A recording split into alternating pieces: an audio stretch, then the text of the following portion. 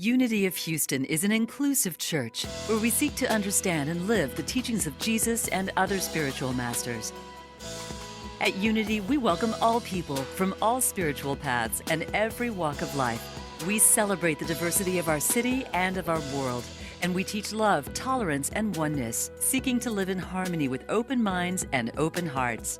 Wherever you are in your spiritual path, you are always welcome at Unity. Join us and discover that the life of your dreams is already within you. Thank you, Keith. Thank you, Bruce. That song to me is a christening.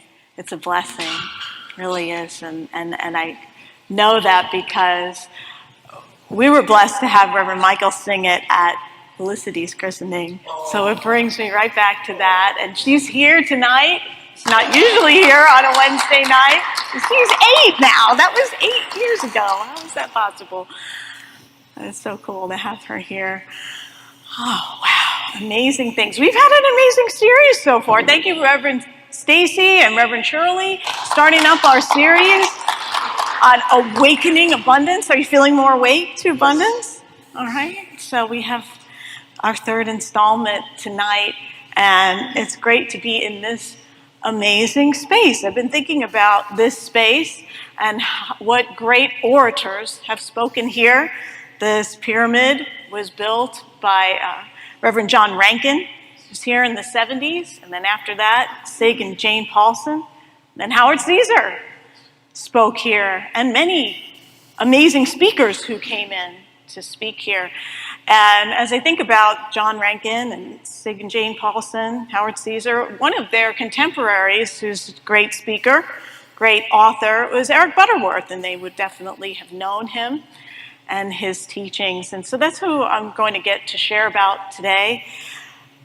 Stacy shared with me that last week Edwin Gaines was on the live stream, and that's like so cool, and she's just great. And I thought, you know, if Eric Butterworth's on the live stream tonight, and, he's on the universal live stream, right? He's no longer with us in the physical form. I have this, like, you know, the Kevin Bacon 6 degrees of separation thing. I'm like 2 degrees of separation from Eric Butterworth. He spoke at Avery Fisher Hall in New York City for many, many years. He had thousands of people who come on a Sunday to hear him speak, and his associate minister is Reverend Paul Tenalia, who was with him for, I think, 3 years, and then started Unity of New York, which is a church I was raised up in. Now, I found it in my 20s, but it was the church that I was raised up in Unity in. And so there's that connection with many people who did work with Eric and getting to hear about that. And so I just always loved his books and his teachings, and he has such a depth of wisdom around prosperity. We'll just touch on it tonight, and I'll give you some of the gems of what I received from Eric Butterworth's work. And when I was in ministerial school, I took a class on the theology of Eric Butterworth, and I wrote a blog on his books. He wrote 16 best-selling books. Discover the Power Within You, which was one of Oprah's favorite books, one most people know, and Spiritual Economics, which is one of his main books on prosperity. A lot of great books. Definitely go check out Eric Butterworth's books. They're very accessible and a modern voice compared to some of the classic teachings. So a few of his prosperity teachings. Eric Butterworth said, "You will have a breakthrough in consciousness when you let go of God out there and let God be God in you." Let God be God in you. He says we go to God with a begging bowl. We go to God with a begging bowl. It's empty. We need our nourishment. Please, God, can you spare some scraps for me? And we know that is not the posture of a divine being that we are, that there's limitation in that. There's kind of a lack thinking. We need this or we need that, and it's not being in the flow. The Apostle Paul said, "And God will supply every need of yours according to his riches." And so this is awesome, right? God will supply every need according to his riches. This is wonderful. But the problem is that it says every need, but not every lack. And lack is where we get stuck, because a need is something that, like I think of Myrtle Fillmore, who said that prosperity is having every need met without the burden of excess. She saw the excess as a burden for, I guess, her practice. That was something that she's co-founder of Unity. And so that need, that knowing that as the need appears, the abundance is provided, the need is met. But it's when we live in that consciousness of lack that blocks the flow. A need is a vessel to be filled. So think of a need you might have in your life, financial, work-related, health-related, relationships. Just think of something that might be on your heart. And think of God, abundance, as like turning on tap water and it's flowing. And so you take your cup with your need and you place it under the tap water and you fill up your cup, and that need is met. When you're in a lack consciousness, which is a thinking like I can't have that, or there's just not enough of that in the world, look at the stock market, look at the job market, look at whatever it is, political, whatever things that you might be holding, it's like going to the tap, the water is on, but your cup's upside down. So it's in the overflowing over your cup, because the abundance is there. If you wonder if there is any abundance around, try to count how many banks there are in Houston. Amen. There's plenty of money around. There is abundance in the flow of money. There's abundance in the flow of ideas, of creativity. Eric Butterworth says that prosperity is being in that flow of creative ideas, because then the creative ideas lead you to the opportunity as you follow it. But if your mind is stuck in lack, you're stuck in the situation, you're stuck in the conflict, you haven't let it go, then that's all you're going to know, because you've just blocked that experience. It's just putting your foot on the hose.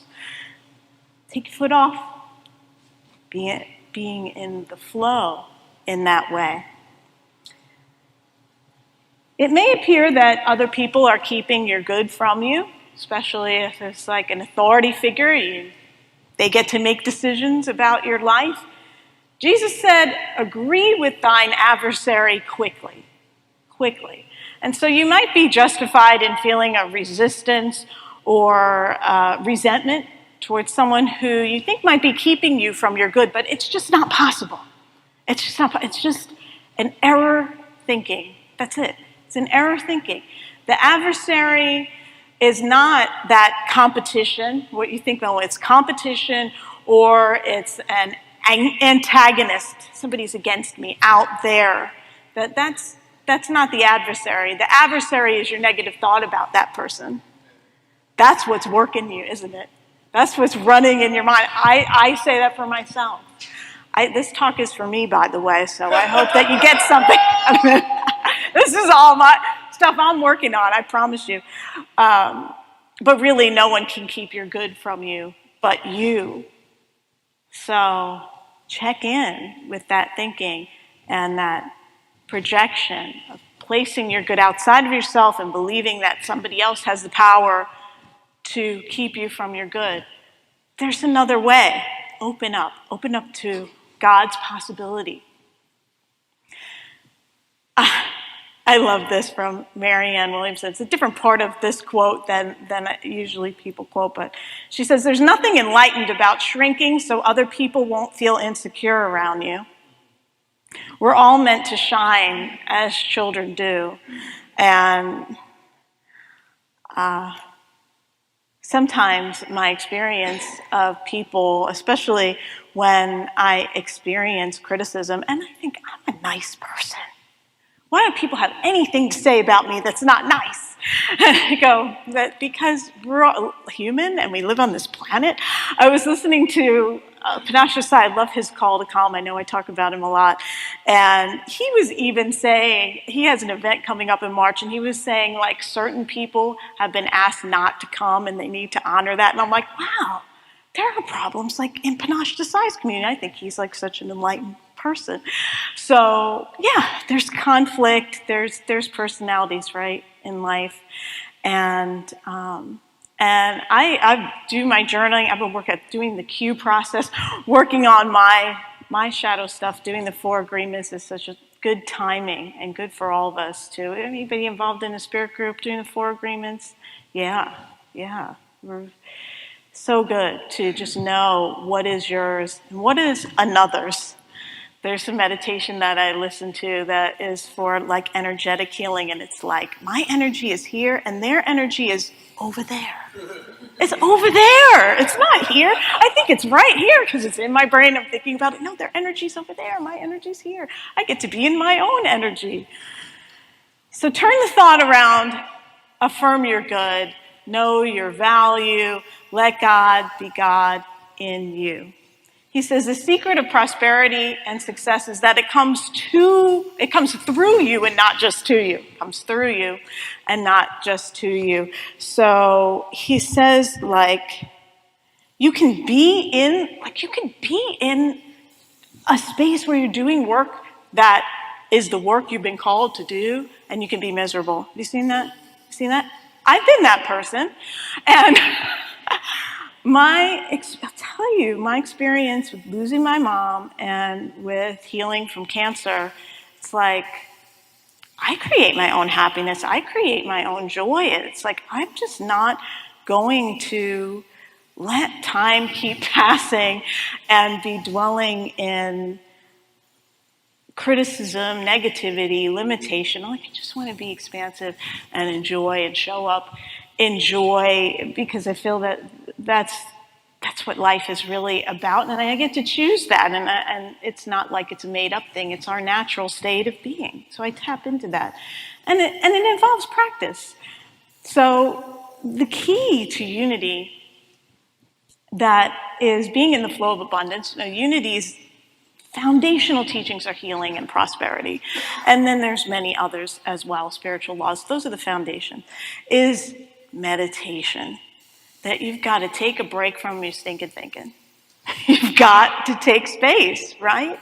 To sit, be still, be in your beingness and centered in the I am.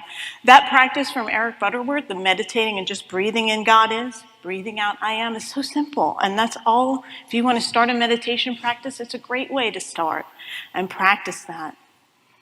I've been reading a book with Felicity. We got started on this author, Kate DiCamillo. As she wrote The Tale of Despereaux, and Because of Winn-Dixie, and we're on the next book, which they're not in any kind of particular order, but the Beatrice Prophecy. And we were guided to her from gifts of books from our good friend, Reverend Sonia Perez, who has a PhD in children in literature. And so she led us to this. And these are just great books for kids.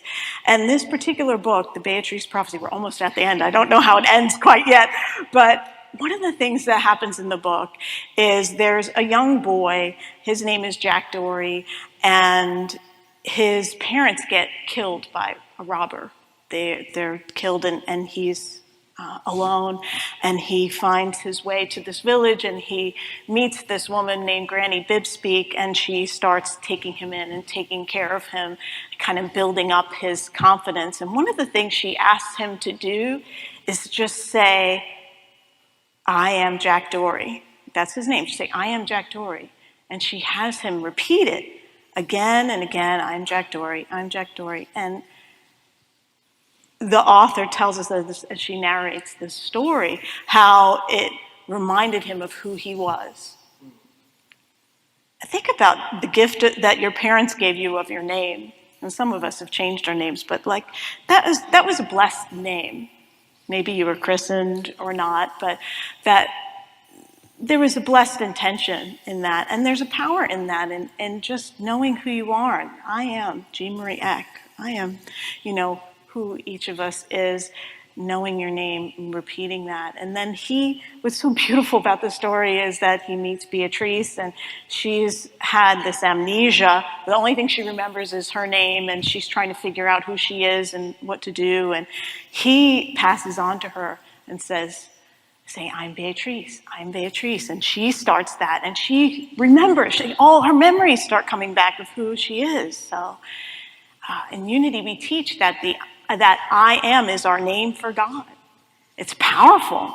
So notice if you're using I am with tired or struggling or worthless or anything like that, that is an indication of how you're using your name for God. And so there's a higher way to use that. So shift that language around there. Call yourself out on that. Say, okay, that may be my temporary experience, but that's not the truth of my being. I may have a sickness, but I'm not the sickness. That's not the truth of who I am, right? Charles Fillmore said it's a sin to be poor, and I think he gets criticized for that. It's very blunt. It's a sin to be poor. But what he meant by that, a sin to be poor, is just that sin in the Bible meant missing the mark. Missing the mark. And he says, Eric Butterworth talks about this in Charles Fillmore's understanding of this, that he wasn't judging people who are at the poverty level. It wasn't about that. It's just that sin is anything that frustrates the flow of abundance. So if you are not open, right? If you see yourself in a certain way, if you see yourself as poor, right? It's just error thinking. It's just missing the mark. So you can shift that. You can change that. So Eric Butterworth said that many people work solely for money, and I remember saying, like, another day, another dollar. He said, don't say that. Don't say that, right? Because if you're working for money, then you're never going to really be satisfied, because you're not coming from abundance, you're not coming from the flow, you're not coming from your creative ideas and intention and showing up as the light that you are. You're going from limitation. He said the only two ways to actually make money is to work for the U.S. Mint or to be a counterfeiter. You don't actually make money. The urge of just a natural human urge to be acquisitive, to just get more and more and more. And I wonder, do you know anybody, because I do, that really saved up for retirement and didn't spend much on themselves, or pretty frugal, and then they died before they made it to retirement? There's somebody in my life who was like that, didn't even run his air conditioning. He was preparing to be a millionaire in retirement, and he unfortunately got cancer and didn't make it to that point. But it's something to consider about your relationship with the energy of money. I mean, what is money? It's paper, it's coins. They actually have no value in themselves. The value is our faith that we put in what they represent. It's a symbol that's an act of faith. The Apostle Paul says, the love of money is the root of all evil. So we've heard money is the root. Actually, the love of money is the root of all evil. And Eric Butterworth says there's really nothing bad about money. It's not that money is bad. It's that we imbue money with negative vibrations when we work for the symbol rather than working to be in the flow of God. Now, I get confused sometimes, and when I think about who I work for or who's in charge of my life, I'm like, wait a minute, I work for God, I work for God, I work for God. That's what we all do, not just because I'm a minister. We all work for God. So when we're in that kind of relationship with God and recognizing I'm a God being, I'm showing up to give my God light, then we get out of the kind of ways that we limit our prosperity thinking in putting it outside of ourselves, because it's God within, right? The Beatitude says, Jesus said this, blessed are the, blessed are the poor in spirit, for theirs is the kingdom of heaven. I got this Bible quote in my L&O. L&O is licensing and ordination interviews, and they said, give a metaphysical interpretation of this. I'm like, oh, okay, just right off the cuff, and I actually remembered it from Lessons in Truth, but Eric Butterworth also talks about it, that the traditional interpretation of the scripture is that people who are poor, who struggle in this life, well, they'll get their reward in heaven. But Eric Butterworth said that's not the interpretation of this. That's not in alignment with what Jesus taught and how he taught. That actually, if you look at the Aramaic for this, that poor in spirit actually translates, and that's a language Jesus spoke, by the way, if you know that, into poor in pride, like humble, having humility, that theirs is the kingdom of heaven. Those who are not led by ego and the acquisitiveness to get more and more and more money, that you're humble and open to spirit and guidance and in the flow.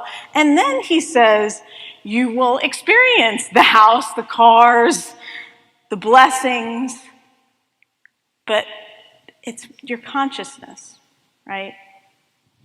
Poor in spirit, he says, means poor in pride or rich in humility. So we let go of ego, the willingness, the willfulness to have something, he says, without being something first.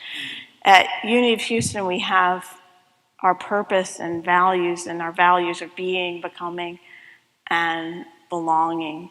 So it's really being in that consciousness of abundance and prosperity that leads to that becoming into your life. And, of course, the belonging is part of the experience of doing that together in community. Eric Butterworth said, all work is an opportunity by which to get into the flow of life. It doesn't matter what the nature of the work may be. What counts is the attitude with which you approach it. So this is what he suggests. He suggests that when you're at work, that you sit, if you have a desk or a counter or wherever it is, whatever the scenario is, meditate on this. The support of the universe is in me, and I am in the creative flow. Repeat after me. The support of the universe is in me. The support of the universe is in me. And I am in the creative flow. And I am in the creative flow. So that is something, he said, train your thoughts on that. Don't joke about another day, another dollar. He said if you only work for your paycheck, you will be underpaid and unfulfilled. So he said think in terms of giving, if you want to live more affluently in your work and in other areas of your life. And you're giving from the free flow of ideas. He loved the Transcendentalists. He wrote a lot, including their work, and one that he particularly liked is Henry David Thoreau and his journey to Walden. Eric Butterworth talked about that he would go and read Walden every so often because it inspired him of how Thoreau escaped to remember who he was, to escape from the day-to-day things of life. And so, or not so much escape, but to take time apart. And that it's helpful for all of us to have retreats or time that we take apart to remember the truth of who we are and to get back in the flow. Thoreau said, if you advance confidently in the direction of your dreams and endeavor to live the life you've imagined, that you come into a license of a higher order of being. You come into a license of a higher order. So getting in the flow is just taking that step forward in the direction of your, confidently in the direction, and allow the universe to support you in that. The universe will support you when you take that first step yourself, when you move forward. He gives this and I want to close with this process that I think would be easy enough to remember. If not, you can go back and re-listen to this. It's a 3-column process for shifting from lack to abundance in prayer. It's from The Universe's Calling, which is his book on prayer. And I find it helpful in my journaling process. Easy to remember. Make 3 columns. In the first column, you put what the problem is. Whatever it is, write it out in detail, all your resentments and anger, whatever the issue is. What all the problems, list them out. And then he said you can prioritize them if you want to just really start working with maybe the top 3 most, in getting in your, why I keep thinking of like when you get food stuck in your teeth and you're using it, getting in your craw. So the first column is what's bugging you. The second column is how do I think things ought to be. He said that when you get into the oughtness, your own idea of oughtness, like, well, I have this, because I have this lingering cough. Some of you may know, Stacy so beautifully stepped in for me a couple of Sundays ago to speak because I got bronchitis. And there's this little cough, a little dry throat. It's working itself out. And so that thought of, I ought to be healthy. I ought to be healthy by now. I've been on all this medication. But, getting into the oughtness, he actually says when you get into the oughtness, it gets you into the part of your consciousness that is available to possibility and abundance thinking. It says to be careful when you're thinking of oughtness not to get into negativity, like they ought to be punished for their actions, whatever. What ought to be true for you, right? What ought to be true? So if I know I ought to be healthy, then the third column is your affirmation, your I am. You take your I am and you write an affirmation, so a positive statement of truth. So my affirmation would be, I am healthy, whole, and well. So see how in just a very short process, you moved from the problem to what ought to be, using your creative mind, opening up to possibility, and then standing in the truth. And then you work with those affirmations. And he always encourages us to meditate and then do affirmations, because you gotta shift out of that pattern of thinking, of limitation, you just give some space in your consciousness for a new idea. He said, once you've created that opening, that space, that flow, then affirm, because then you're coming from your real power. You're not coming from ego power, right? You're coming from your true divine power, and that you will notice a shift from praying to God about your problems to getting in tune with the divine process. That's the divine process. You returning back because you are in the flow. You're in the flow is the truth. So affirm with me, I'm in the flow of life. I'm in the flow of life. I am prosperous. I am prosperous. I am prosperous. I am prosperous. I am prosperous. I am prosperous. And so it is. Thank you so much. I'd like to invite you to join us in person here on campus at Unity of Houston for Sunday morning or Wednesday evening services. If you can't be with us here on our campus, you can still join us live on Facebook or on our website, unityhouston.org, Sunday mornings at 11 a.m. Central.